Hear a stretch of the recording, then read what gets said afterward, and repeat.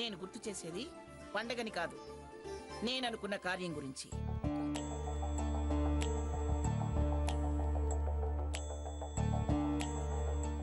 అదేంటో చెప్పలేదు కదమ్మా. అందరం సంతోషంగా ఉన్నాం కాబట్టి నా మనసులో ఆలోచన ప్రకారం రేపు పనిచేద్దాం అనుకుంటున్నాను. దానికోసం రేపు ఉదయం 10 గంటలకల్లా లాయర్ గారి ఇంటికి రమ్మని ఫోన్ చేయండి.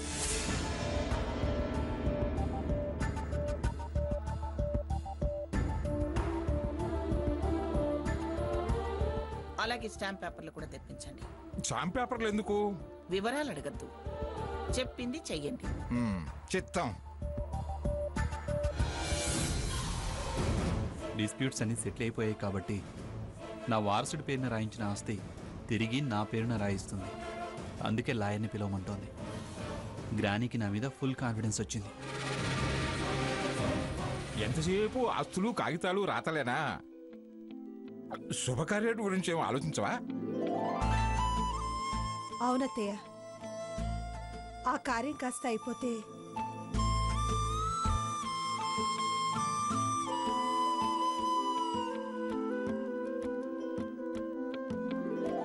అవునవును, అమ్మ చెప్పేది కరెక్ట్. అందరం హ్యాపీగా ఉన్నాం కాబట్టి అన్నయ్య వదినలు కూడా హ్యాపీగా ఉండేలా చూడడం మన బాధ్యత.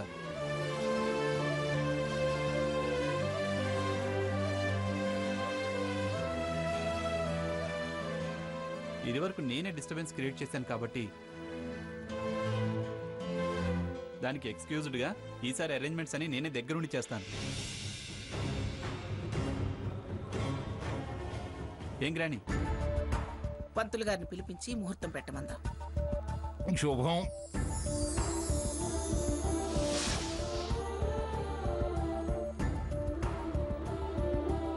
అమ్మా సీత,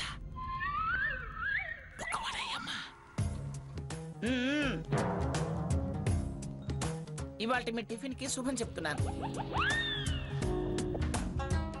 లేవండి, వెళ్ళి ఆ స్టాంప్ పేపర్ల పని చూడండి. అమ్మ సీత వడ, ఇంకో వడ అని మెల్లగా లాగించేయాలని చూస్తున్నారా?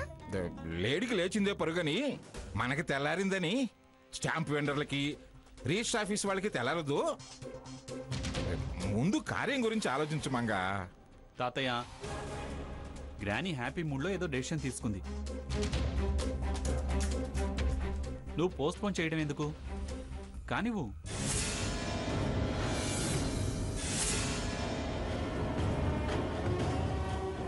ఏంటి రఘురామ్ హ్యాపీగా లేడు?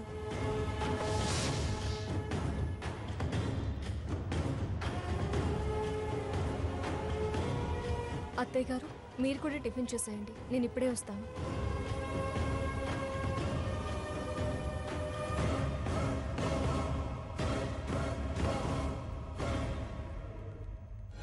నువ్వు నా బంగారానివి డియర్. నీ కోరికే నా కోరిక. నీ కోరిక తీర్చడం కన్నా నాకింకేది ముఖ్యం కాదు. గతం మర్చిపో, పెళ్లి జరిగిందన్న విషయమూ మర్చిపో. నాకు నువ్వు, నీకు నేను. ఒకళ్ళతో మనకు అనవసరం. మన ప్రపంచం మనది, మన ఇష్టాలు మనవి. No, everything is clear. నువ్వేది దాచుకోవాల్సిన అవసరం లేదు. అతను ఇంత హ్యాపీగా ఆ హారత్తో తప్ప ఎవరితో మాట్లాడతాడు? అందర్నీ పిచ్చోళ్ళని చేస్తూ చాటుగా వ్యవహారం నడుపుతున్నాడనమాట. చెప్తా. మనల్ని ఎవ్వరూ ఎప్పటికీ విడదీయలేరు. Be happy dear. ఈ సాకేత్ 6వ ప్రాణం. నో, 5 ప్రాణాలు నీవే. ఏయ్, సిగ్గులేదా నీకు అలా మాట్లాడడానికి? సాకేత్, ఎవరితో మాట్లాడుతున్నావు నువ్వు ఫోన్లో? నాకిష్టమైన వాళ్లతో వాళ్ళ ఇష్టానికి మాట్లాడుతున్నా. తప్పున్నారా? ఎవరా ఇష్టమైంది? ఆ హారతేగా. కాపురాలు కూల్చి ఆ పిశాచ్ నీకు ఇష్టమైందా? నా చెల్లెలి కాపురంలో నిప్పులు పోయడమేనా దానికి ఇష్టమైంది? ఏంటి, కోరిక తీరుస్తావా? నేనున్నాను, రఘురామ్ ఉన్నాడన్న సంగతి మర్చిపోయావా? నీ సంగతేంటో దాని సంగతేంటో ఇప్పుడే తెలుస్తా. ఏయ్, సిగ్గులేందానా? ఏంటే, బురదలో నెట్టేసినా బుద్ధి మార్చుకోవా? ఎందుకే నా చెల్లెలు వెంట పడ్డావు? అది నీకేం అన్యాయం చేస్తుందనే దాన్ని ఇలా ఏడిపిస్తున్నావు? అక్క అక్క అక్క ఏంటక్క? ఎవరనుకుంటున్నావు? నేను స్వర్ణని.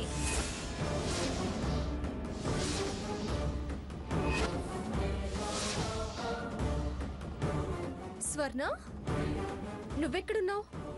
ఇంట్లోనే, నా గదిలోనే ఉన్నానక్క. గదిలో ఏంటి?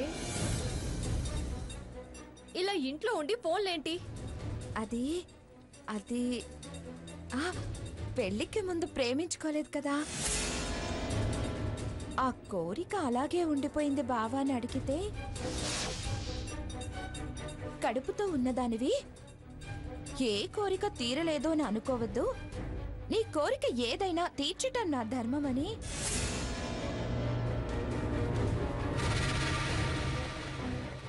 చెప్పిందా? ఇప్పటికైనా అర్థం చేసుకోండి. పొరపాటు పడకండి, నన్ను అవమానించకండి. నేను మారానంటే మీరు మాత్రమే అపనమ్మకంతో ఉన్నారు. వదిలేయండి, భ్రమపడడం మానేయండి. నేనేమీ అంత తేలిగ్గా పొరపాటు పడను. ఎక్కడో ఏదో తేడా ఉంది. మీరు నా గురించి తేడాగా ఆలోచిస్తున్నారు. అది సరి చేసుకుంటే నా మార్పు అర్థం చేసుకోగలుగుతారు. కాదు, కుదరదు అనుకుంటే అలాగే ఉండండి. కాలమే మీరు తప్పు అని పశ్చాత్తపడేలా చేస్తుంది. ప్రతిసారి ఇలా ఫోన్ లాక్కుని మాట్లాడడం మానేయండి. మిమ్మల్ని మీ చెల్లెలే తప్పుగా అనుకునే పరిస్థితి మాత్రం తెచ్చుకోకండి.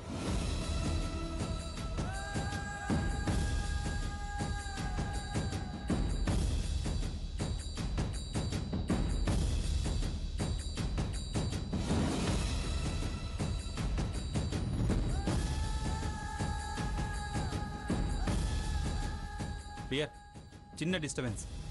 ప్రేమికులకి ఇవన్నీ మామూలే. వాళ్ళలో వాళ్ళకి అపార్థాలు, బయట వాళ్ళ అపార్థాలు అన్నీ భరించి గెలిస్తేనే నిజమైన ప్రేమ.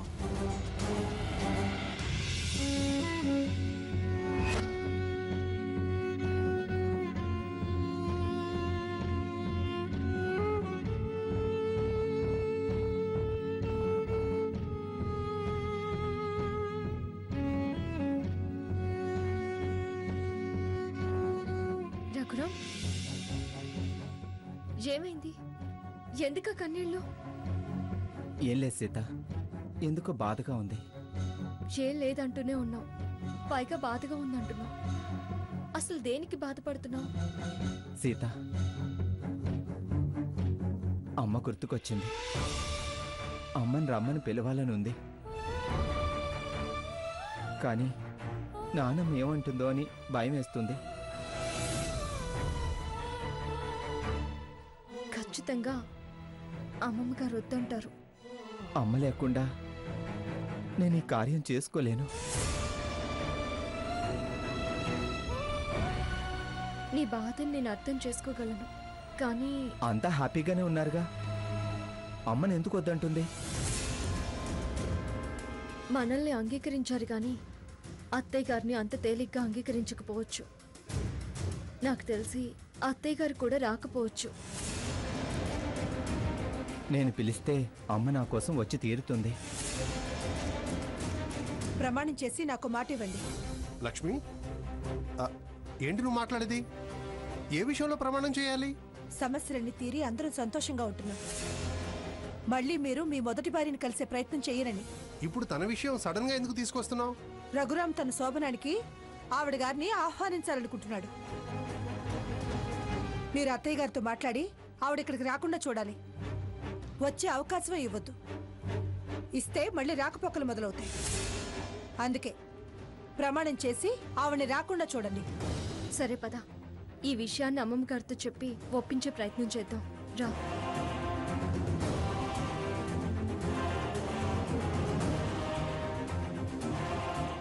ఏంటి మాట్లాడరే? ఆ శారద మళ్ళీ ఈ గుమ్మలో అడుగు పెట్టడానికి వీల్లేదు. ముందు ప్రమాణం చేయండి.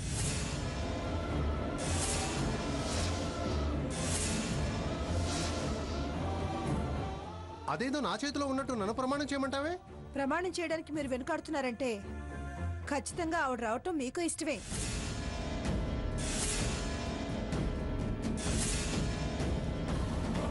తప్పుగా మాట్లాడకు. అలాంటి ఆలోచన నాకు లేదు. శారద రావాలని కోరుకున్నది రఘురామ్, నేను కాదు.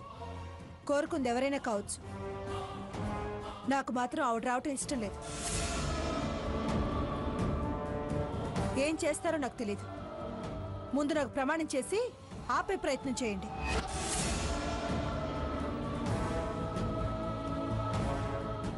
ఆవిడ గాని ఈ ఇంటికొస్తే నేను చావటం ఖాయం. లక్ష్మి,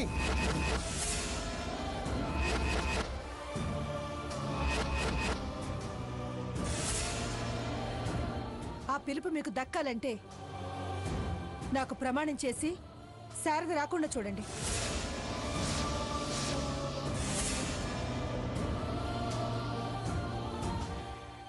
రఘురామ్కి నచ్చ చెప్తారు, అత్తయ్య మావయ్య గారులతో మాట్లాడతారు, మీ ఇష్టం. ప్రమాణం చేయండి.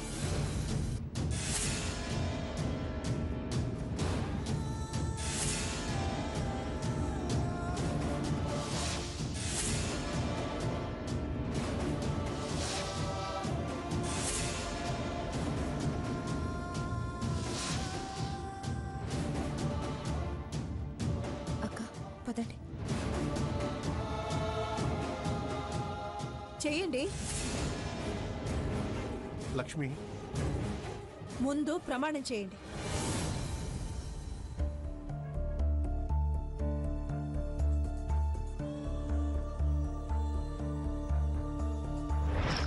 నాకు ప్రమాణం చేసి శారద రాకుండా చూడండి.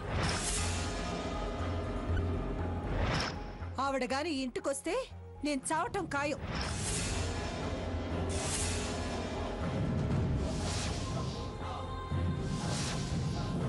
అత్తయ్య గారు ఇలా మాట్లాడతారని నేను అస్సలు ఊహించలేదు. తను అలా మాట్లాడడంలో న్యాయం ఉంది. సవతి పోరు ఎంత బాధో నాకు తెలుసు. ఏ భార్య భర్తతో మరో స్త్రీ పొత్తు చచ్చినా ఒప్పుకోదు. సాకే జీవితంలోకి హారతి తొంగి చూస్తేనే ఎంత బాధపడ్డాను. అలాంటిది మొదటి భార్యగా అర్హత ఉన్నావిడొస్తే అత్తయ్య ఎలా సహిస్తుంది? అయినా ఇప్పుడు పెద్దత్తయ్యగా టాపిక్ ఎందుకు వచ్చింది? రఘురామ్ శోభనం రోజు వాళ్ళ అమ్మగారుంటే బాగుంటుందంటున్నారు. బావ కోరికలో అర్థం ఉంది, అత్తయ్య వద్దనడంలో న్యాయం ఉంది. సీత, ఎవరు ఏమన్నా అనుకున్నా అమ్మ రాకపోతే ఈ కార్యం జరగదు. జరగడానికి నేను ఒప్పుకోను.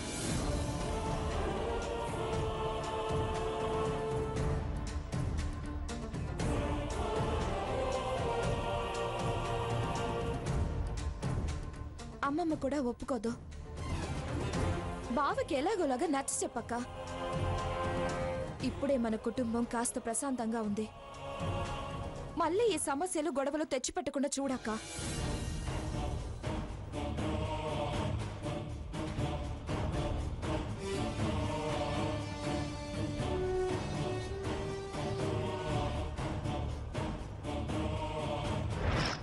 నాకు ప్రమాణం చేసి శారద రాకుండా చూడండి. ఆవిడ గాని ఈ ఇంటికొస్తే నేను చావటం ఖాయం.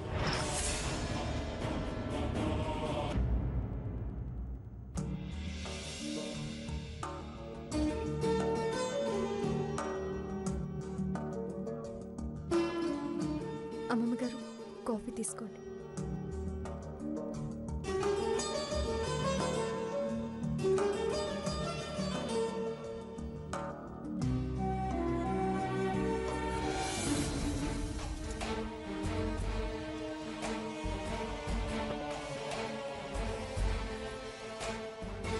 ఏం సీత, మీతో ఒక విషయం మాట్లాడాలని వచ్చాను అమ్మమ్మ గారు.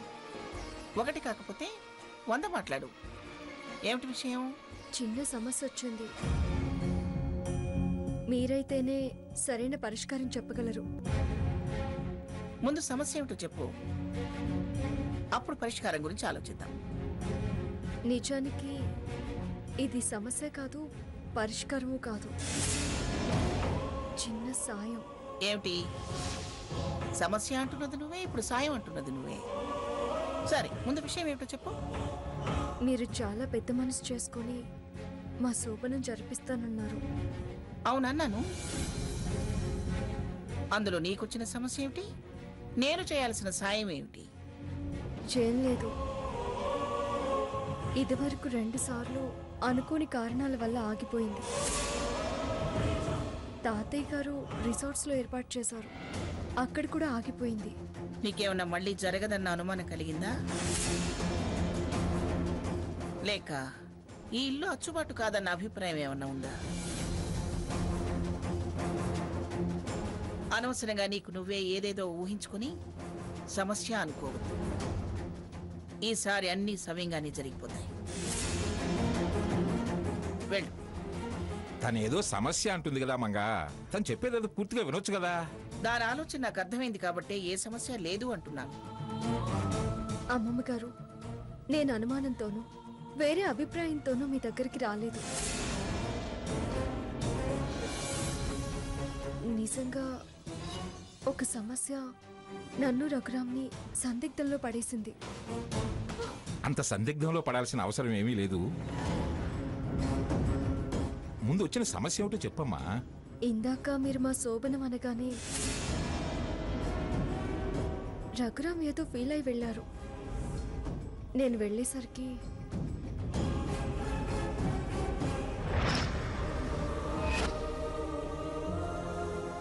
అమ్మ లేకుండా నేను ఈ కార్యం చేసుకోలేను. శోభనం జరగడం కుదరదు అని అన్నారు. ఆ విషయం మీకు చెప్పి మీ పర్మిషన్ తీసుకుందామని వస్తుంటే అత్తయ్య గారు మామయ్య గారితో మాట్లాడరే. ఆ శారద మళ్ళీ గుమ్మంలో అడుగు పెట్టడానికి వీల్లేదు. ముందు ప్రమాణం చేయండి. ఆవిడ గాని ఈ ఇంటికొస్తే నేను చావటం ఖాయం. శారద అత్తయ్య గారు ఇక్కడికి రావడం కుదరదు అంటున్నారు. అందుకని చాలా తెలివిగా సమస్య, సందిగ్ధం, సాయం అంటూ 4 అతి తెలివి మాటలు మాట్లాడి నన్ను బురిడి కొట్టిద్దామని వచ్చావా? ఇదిగో అమ్మాయి, మిమ్మల్నే ఈ ఇంట్లో ఉండడానికి వీల్లేదు అన్నదాన్ని ఏదో వాడి అభిమానానికి ఆత్మీయతకి ముఖం వచ్చినవాడు కదా అని నేను కనికరిస్తే మీరిక్కడుండే స్థానం దక్కింది.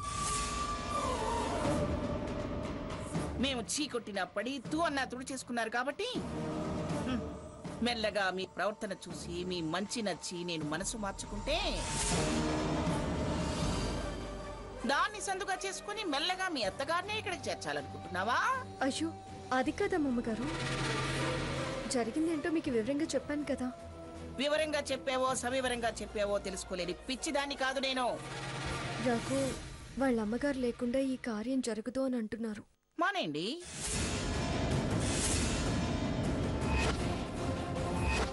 దాన్ని సందుగా చేసుకుని మెల్లగా మీ అత్తగారినే ఇక్కడికి చేర్చాలనుకుంటున్నావా? అయ్యో, అది కదమ్మమ్మ గారు. జరిగిందేంటో మీకు వివరంగా చెప్పాను కదా. వివరంగా చెప్పావో సవివరంగా చెప్పావో తెలుసుకోలేని పిచ్చిదాన్ని కాదు నేను. రఘు వాళ్ళ అమ్మగారు లేకుండా ఈ కార్యం జరగదు అని అంటున్నారు. మానేయండి.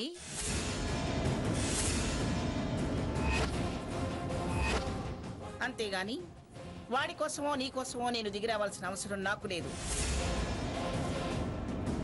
పైగా శారద కోసం అస్సలు దిగిరాను. మంగా, మీరు జోక్యం చేసుకోకండి.